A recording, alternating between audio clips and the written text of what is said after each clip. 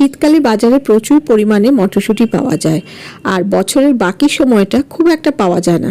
আর যদিও বা পাওয়া যায় তো অনেকটা দাম দিয়েই কিনতে হয়, তাই এই সময় মটরশুঁটি বেশি করে কিনে রাখা যেতেই পারে। নমস্কার বন্ধুরা, তোমাদের সকলকে রুমির হেসেল ঘরে স্বাগত জানাই। আমি রুমি। আজকে কোনো রেসিপি নয়, তবে আজকে তোমাদের সাথে শেয়ার করব কিভাবে মটরশুঁটি সারা বছরের জন্য সংরক্ষণ করে রাখতে পারো জলে সেদ্ধ না করে। তাহলে চলো এবার তোমাদের দেখিয়ে দিই। মটরশুঁটি সংরক্ষণের জন্য আমি এখানে 1 কেজি মটরশুঁটি নিয়েছি।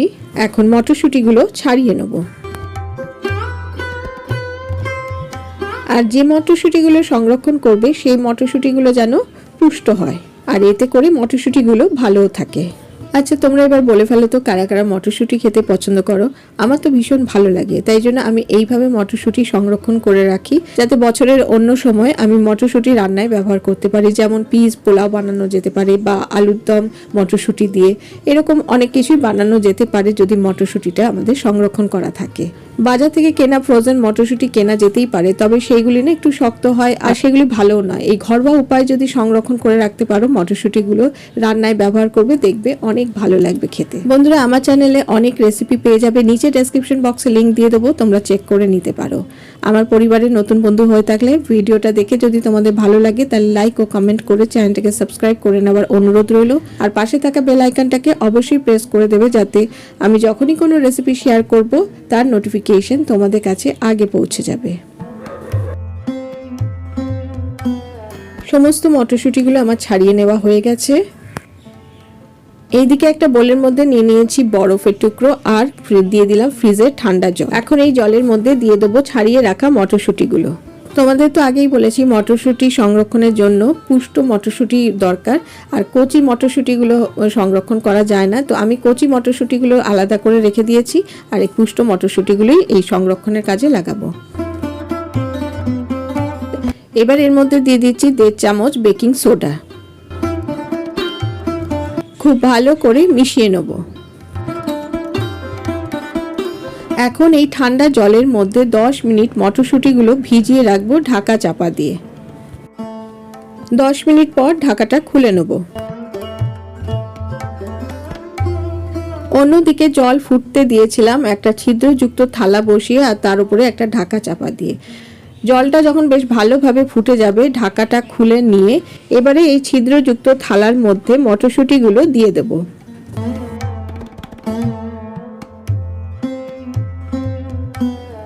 দশ মিনিট মটরশুঁটিগুলো ভাপিয়ে নেব ঢাকা চাপা দিয়ে। মটরশুঁটিগুলো এইভাবে যদি ভাপিয়ে তোমরা করো তাহলে বেশ সহজভাবেই সংরক্ষণ করতে পারবে। 10 মিনিট পর ফিরে এলাম, এবার ঢাকাটা খুলে নেব। মটরশুঁটিগুলো দেখো আগে থেকে অনেক পরিমাণেই সবুজ হয়ে গেছে, তাই তোমাদের বলছিলাম জলে সেদ্ধ না করে এইভাবে ভাপিয়ে নিলে স্বাদ ও গন্ধ দুটোই বজায় থাকবে। এখন একটা বোলের মধ্যে জল দিয়ে কয়েক টুকরো বরফ দিয়ে দেবো।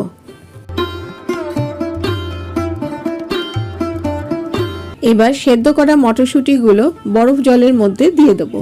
এইভাবে বরফ জলের মধ্যে মটরশুঁটিগুলো ডুবিয়ে রাখতে হবে 7 থেকে 8 মিনিট, যতক্ষণ না মটরশুঁটিগুলো ঠান্ডা হয়ে যাচ্ছে। আমি আরো কয়েক টুকরো বরফ অ্যাড করলাম। এইবারে ভালো করে মিশিয়ে নিয়ে এইভাবে রেখে দেবো 7 থেকে 8 মিনিট। 8 মিনিট পর ফিরে এলাম, একটা প্লেট নিয়ে নিলাম, আর প্লেটের ওপরে একটা পরিষ্কার কাপড় বিছিয়ে নিলাম। মটরশুঁটিগুলো ঠান্ডা হয়ে গেছে, একটাও চুপসে যায়নি। এবার একটা স্ট্রেনারের সাহায্যে মটরশুঁটিগুলো জল থেকে তুলে এই সুতির কাপড়ের উপর ঢেলে দিচ্ছি। অনেকেই অনেক রকম ভাবে মটরশুঁটি সংরক্ষণ করে, একবার এইভাবে করে দেখো, বেশ ভালোই কিন্তু সংরক্ষণ করা যায়।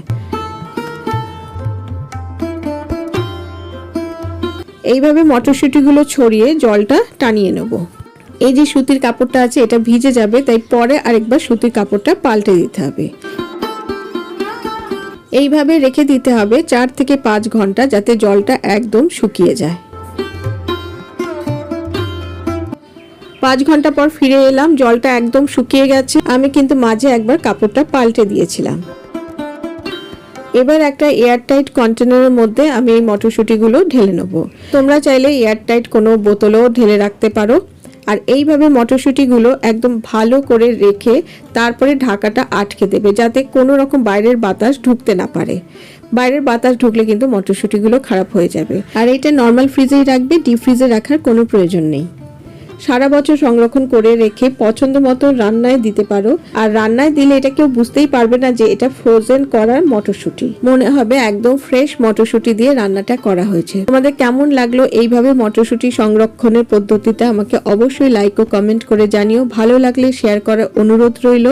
আর একবার এইভাবে সংরক্ষণ করে দেখো, আশা করি খুব সহজভাবেই তোমরা রেখে দিতে পারবে। তাহলে আজকে এই পর্যন্ত, আমি আবারও হাজির হয়ে যাব আমার হেসেল ঘরের খবর নিয়ে। তোমরা সবাই ভালো থেকো, সুস্থ থেকো, টাটা।